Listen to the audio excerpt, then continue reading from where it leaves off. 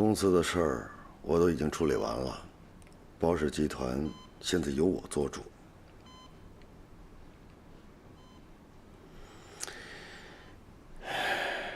哦，对了，我去看过安迪了，我还向他求了婚了，可惜啊，人家没答应。不过不管他答不答应，我都会陪着他，直到他解开心结为止。我认定他了。可能您还是会不太同意。不过总比找一个不喜欢的人相互折磨、相互猜忌着过日子要强吧。这辈子，我非他不娶。哎呀，你说怎么办呢？您这儿子又不听话了，是吧？您是不是特别想打我，想骂我？那您就赶紧醒过来，听见没有，小老太太？医生也说了，您这病情现在越来越稳定了，随时都有可能醒过来，那就别耗着了，再耽误了过年。妈，我想你。以前总是嫌你唠叨，可是现在一回家就自己一个人空落落的，连点动静都没有，还真不习惯。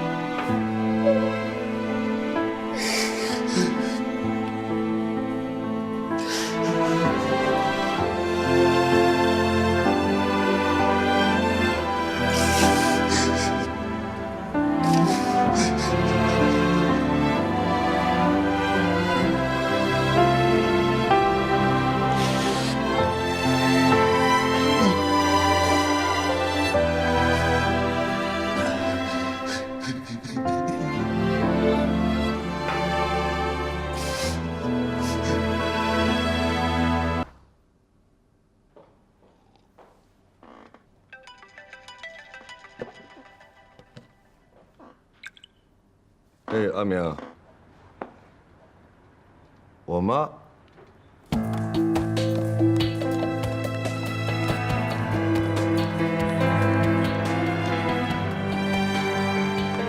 包总，哟，包总，包总来了。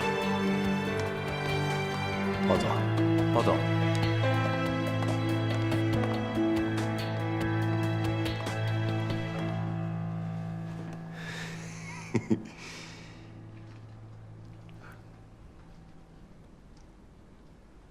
小老太太咳嗽而醒了，真把我给吓坏了。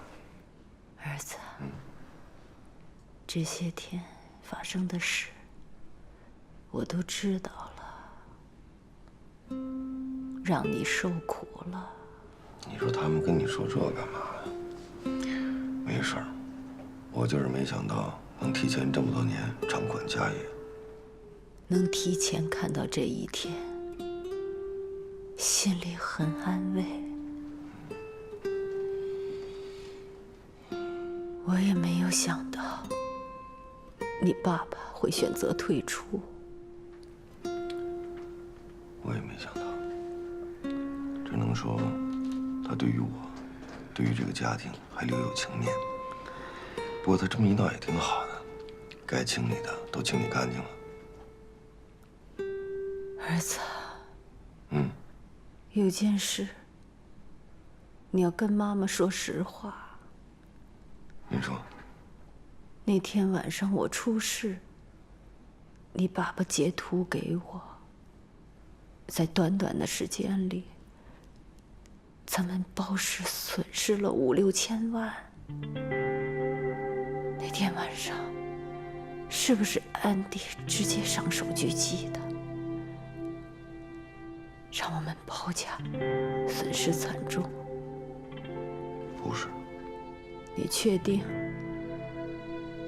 不要为了包庇他，粉饰太平。我发誓，那天晚上我跟他在一起。如果海外账户出现问题，应该是我爸搞的鬼，跟安迪没关系。你就没有想到，你爸爸跟他联手？不可能！哎呦妈呀！你说你刚刚醒过来，能别胡思乱想吗？我这么跟你说吧，您出事到现在，我过得挺难的，我爸也没少给我出难题。是安迪搬出了魏国强，才让我爸投鼠忌器，我才有了反败为胜的机会。他为了你，搬出了他爸爸。是啊，妈，这段时间幸亏有安迪陪着我，我才能捋清思绪，控制好局面。也是因为安迪，我才没有迷失掉自己，才没有成为一个不择手段的人。妈，我想象不到，如果这段时间没有安迪陪着我，我能不能坚持住？所以妈，我爱安迪，我没有选错人，我离不开他了，我会信任他、尊重他、爱护他一辈子。我要见安迪。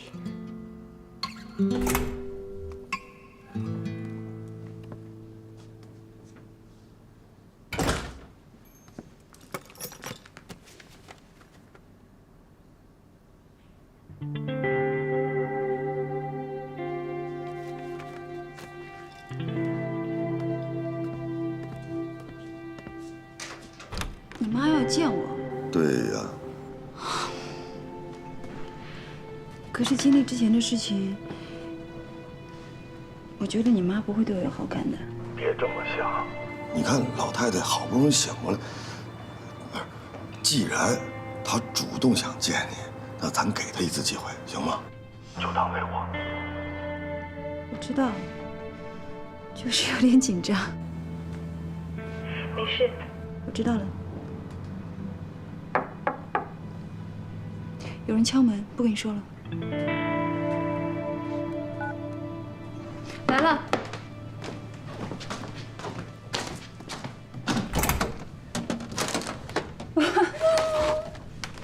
妈，为什么要送我花？这花可不是送给你的哦，是送给小包总的。哦，不对，人家现在已经是包总了。不管怎么样，我跟他也算是生意上的伙伴呀。你帮我把这花送给他，祝他站稳脚跟。你消息够灵通啊！不过我这束花还有一个更重要的意义哟。什么意义啊？我这个花呢是定金，你要是收下了，我就当你答应了。一束花而已，哪有那么多的名堂啊？我就是不希望你那么早当包太太。你说你这么优秀的女人，整天围着赵台转，忙老公忙孩子，那实在是太可惜了。不如你过来给我当顾问呢？我可以答应你不那么快当包太太，但我为什么要给你当顾问呢？我最近拉了几个朋友做了一个基金，我知道这种小打小闹的东西你不会感兴趣的，所以没有打算让你入股，意思当个顾问就好了。我已经拉了几个不错的项目了呢，你帮忙看看，给点意见，不会耽误你太多时间的。你现在真的越来越会做生意了啊！这么低成本的一束花，却要我那么高的回报，我考虑考虑。安迪，我知道你是最爱我的。安迪，我知道你最爱我的。你这样真的好可爱。那你收不收呀？好吧，有什么我能帮你的，尽管跟我说。知道你最好了。不过呀，我是会给你回报的，不会亏待你的哦。而且，我要送你一个八卦当红利。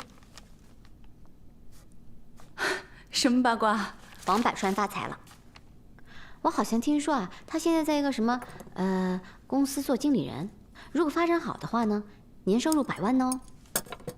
那这真是个好消息啊！樊大姐总算是熬出头了。你不是最关心樊大姐了吗？这个八卦算是有价值吧？我觉得很奇怪，别人都是真心关心人，可是什么到你这儿呢，都成了八卦资讯了。不跟你说了，我先走了。你慢慢整你的花吧。你这个花真的很难拆。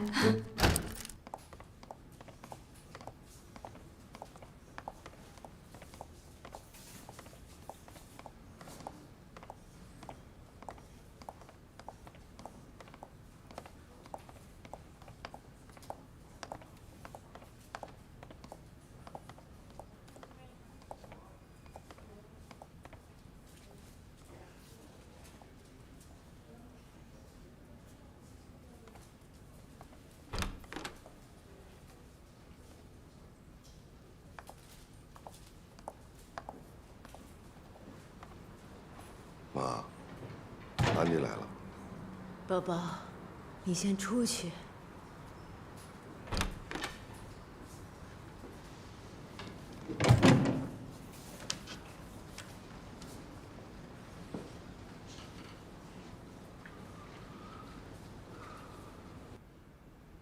谢谢你能来。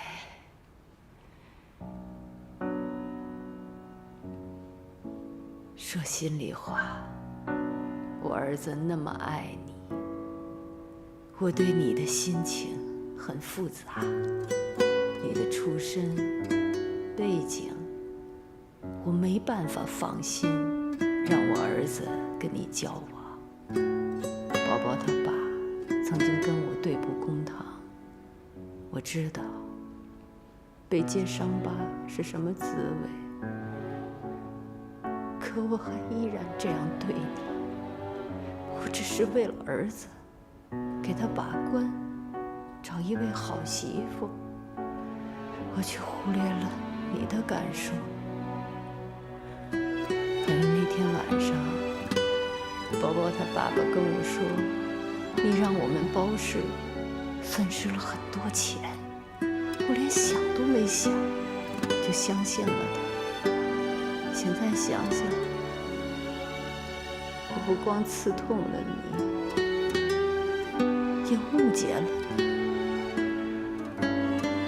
我非常的抱歉，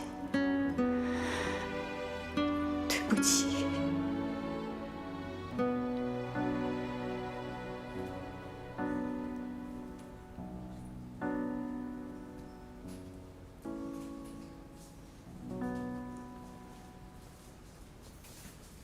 其实这件事情，我也有错。我当时太激动，太偏激了。我也应该跟你说抱歉。谢谢，你能原谅我。我说的这一切，不是在为自己辩解，我就是希望你能理解我。过去我所做的一切，并非恶意。我知道，我儿子爱你。我想，他不愿意让我们继续针锋相对吧。可是，你已经知道了我的身世，您不反对我们交往吗？如果是在我生病之前，我一定会反对到底。可我从生死线上走过来，把以前看不开的都看开了，放不下的也都放下了。我这辈子争强好胜，算计了一辈子，到头来两败俱伤啊！人生的路还那么漫长，不是你能算计得来的。就算你再聪明，也不知道明天会发生什么。比起不知道的未来，活好当下才是最重要的。我要是早悟到这一点，果断放手，我和包包他爸爸就不会是今天这个下场了。我儿子爱你，你也爱他，这比什么都好，至于你们结不结婚，生不生孩子，我已经管不了了。唉，只要你们两个能在一起，开开心心的，这比什么都重要。谢谢。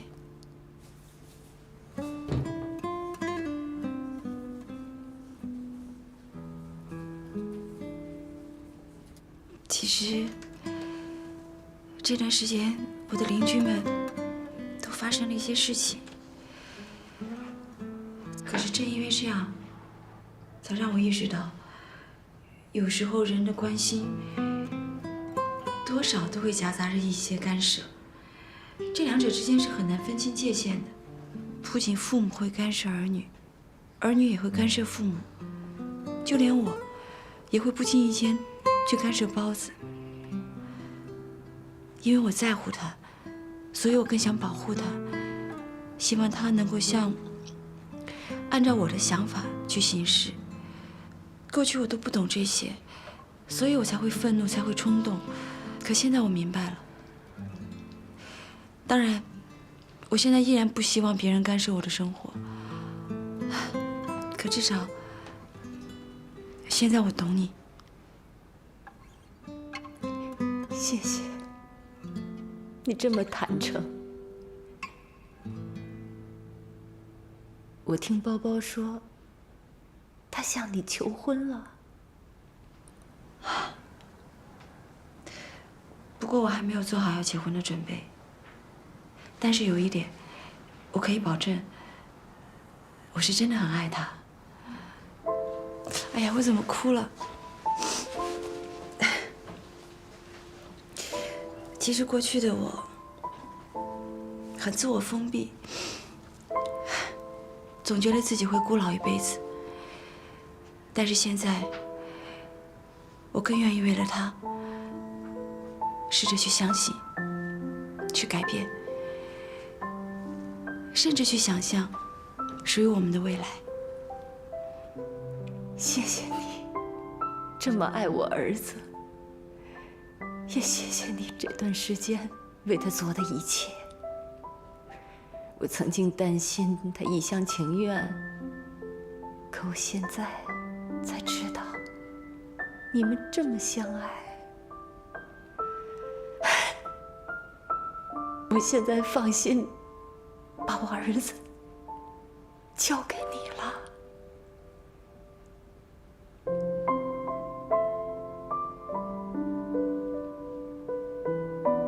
所以，我们算是和解了。和解了。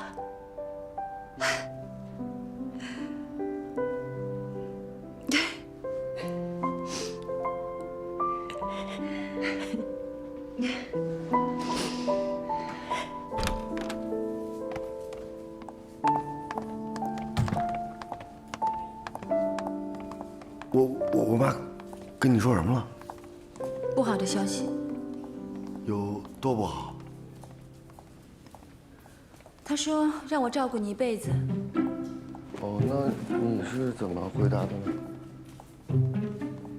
我说这样我会累死的。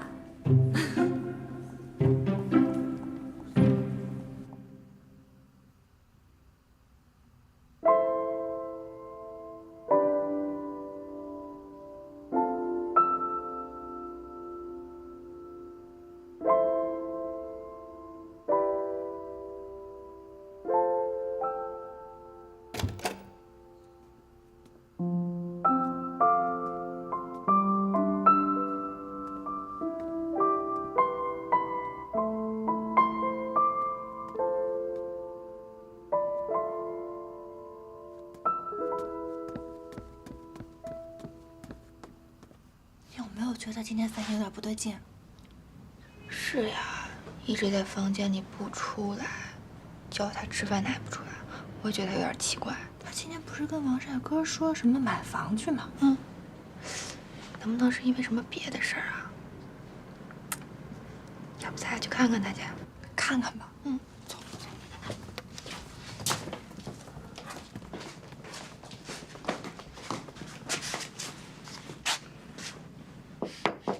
樊姐，樊姐，我们进来了。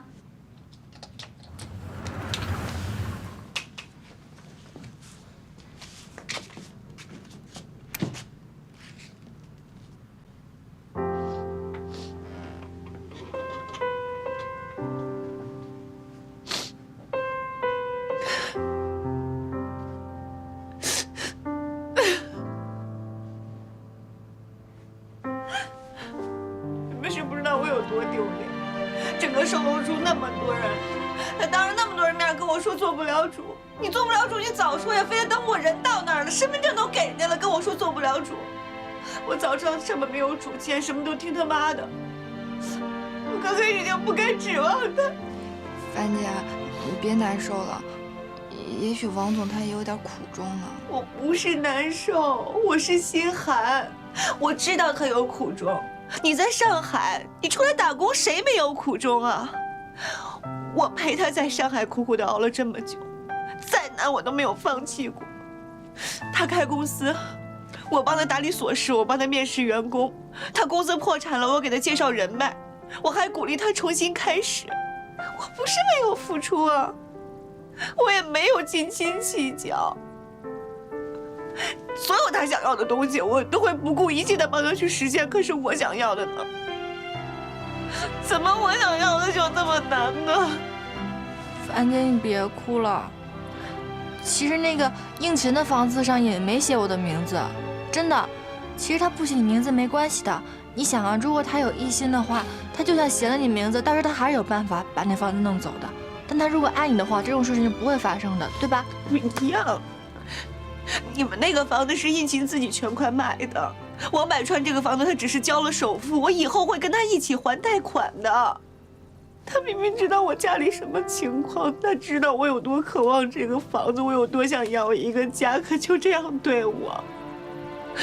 我跟你说，房产证上那个樊胜美那3个字，它不只是一个名字，它是对我爱情的一个保障，是对我未来的婚姻一个安全感。怎么就那么难呢？樊姐，我觉得王帅哥是真心喜欢你，真的能看出来他很爱你的。就算他房子写不了你的名字，但他在心里，肯定这房子是属于你2个人的。是啊，樊姐，这很多事情都可以慢慢商量的。我觉得呢，您可以跟王总先把婚期定下来，这样王总的父母就看到咱们的诚意了，也许他就会同意了呢。你们都是幸福家庭里长大的孩子，我跟你们不一样。我知道现实跟理想差距有多大。从小到大，我家都不是我的家，那家是我爸妈，是我哥嫂的家。我在上海打拼那么久，为了什么？我不就想有一个自己的家吗？我哪怕这个家小一点儿，地方偏一点没关系啊，它是属于我的，我可以堂堂正正的住在那里面。我不怕有一天房东跟我说要涨这个房租，我交不起，我也不怕有一天被人赶出去，对吧？我不用担心我有一天会一个人在大街上流浪，我孤苦伶仃的没人管。我怎么这么难啊？一个男人要跟你结婚，他连这样一个保障，这么一个安全感都不给你，我还指望他什么呀？我，樊姐，不管你在哪儿，你都可以来我家，我的家就是你的家，你可以一直住下去。我也是，就算我跟应勤结婚了，以后生孩子了，只要你肯来，住多久就行。你就是我亲姐姐，我的家就是你的家。